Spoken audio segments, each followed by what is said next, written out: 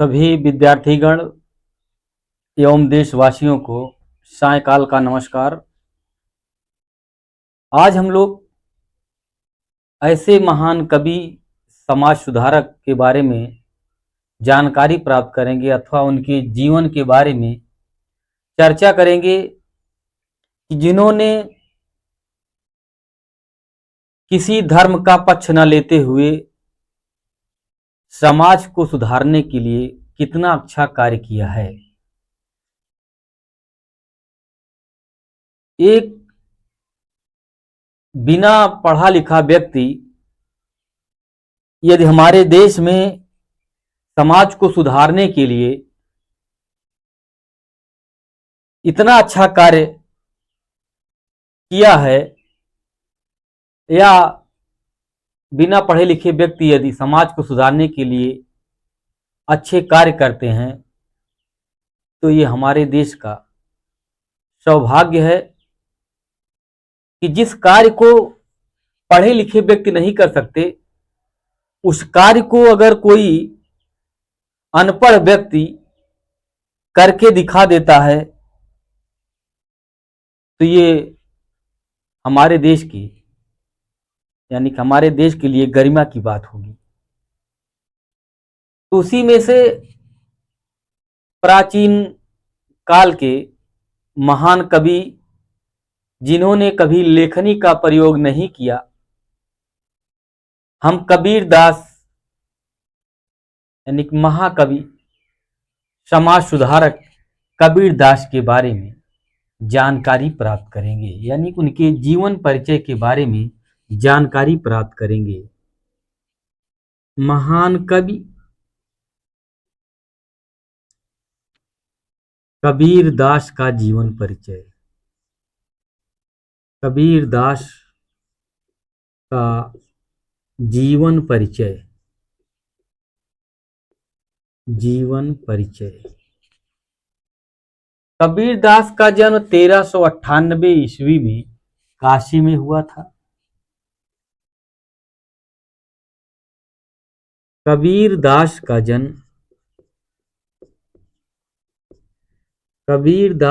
जन्म 1398 ईस्वी में काशी में हुआ था।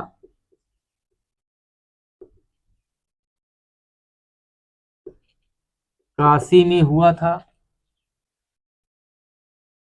एक किंवदंती के अनुसार ये किसी विधवा ब्राह्मणी के पुत्र थे, जिन्होंने लोक लज्जा के डर से काशी के लहरतारा नामक तालाब के पास छोड़ दिया था। काशी के लहरतारा नामक तालाब के पास कबीर दास को छोड़ दिया था।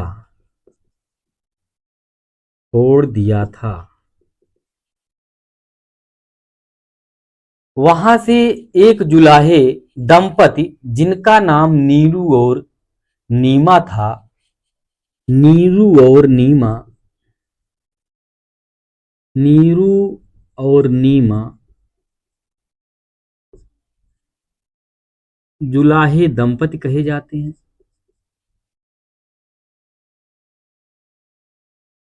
जुलाहे दंपति नीरू और नीमा ने इन्हें उठा लिया तथा कबीर दास का पालन पोषण किया।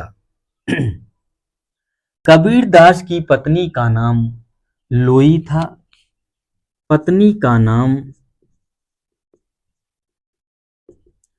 लोई था। कबीर दास की पत्नी का नाम लोई था तथा पुत्र का नाम कमाल एवं पुत्री का नाम कमाली था। पुत्र का नाम कमाल तथा पुत्री का नाम कमाली था। इनके एक पुत्र और एक पुत्री थी। पुत्र का नाम कमाल तथा पुत्री का नाम कमाली था। इन्होंने अपने पालनकर्ता नीरू जुलाहे के व्यवसाय को अपनाया। कबीरदास ने जो व्यवसाय अपनाया वो इनके जो पालनकर्ता नीरू नाम के जुलाहे थे उनके व्यवसाय को अपनाया। इनके गुरु का नाम रामानंद था। गुरु का नाम रामानंद था।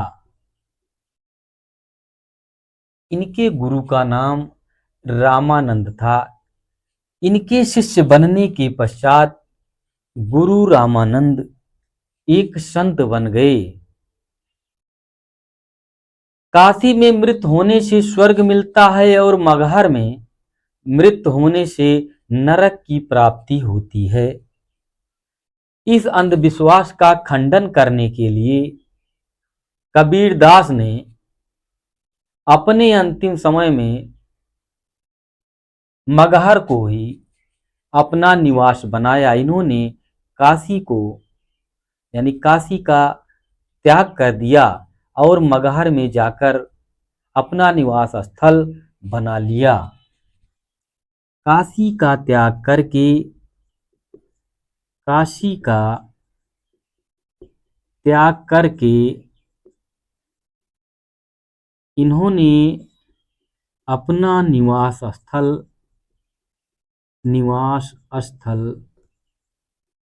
मगहर को बना लिया।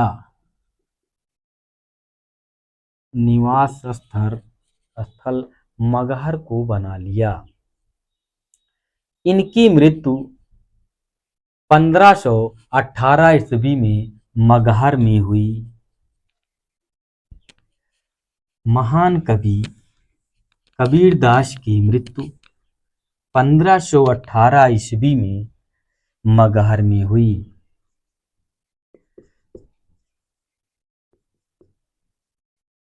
कबीरदास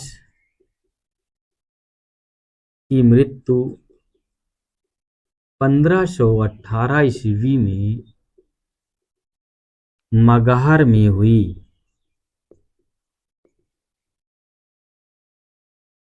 मगहर में हुई। इनकी कृतियों के बारे में जानेंगे। कृतियां क्या क्या थी इनकी। इनकी कृतियां मुख्य रूप से साखी शबद रामायणी कहलाती हैं।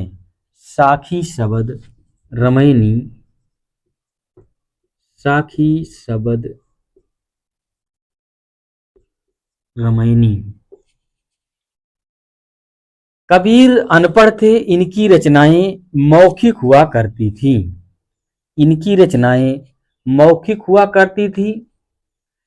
इनकी वाणी से निकले शब्द यानी कि कबीरदास की वाणी से निकले शब्द इनके शिष्य लेखनीबद्ध किया करते थे।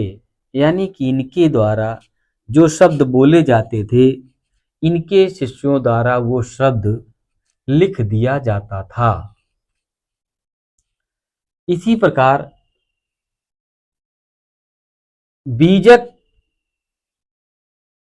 साखी शब्द रामायणी के अलावा बीजक के अतिरिक्त इनकी कबीर ग्रंथावली एवं कबीर वचनावली भी संग्रहित है। यानी कि वचनावली में संग्रहित है। तो इस प्रकार महान कवि कबीरदास का जीवन परिचय आप इस वीडियो के माध्यम से बहुत आसानी से सीख सकते हैं। तो आज की क्लास में सिर्फ इतना ही। धन्यवाद।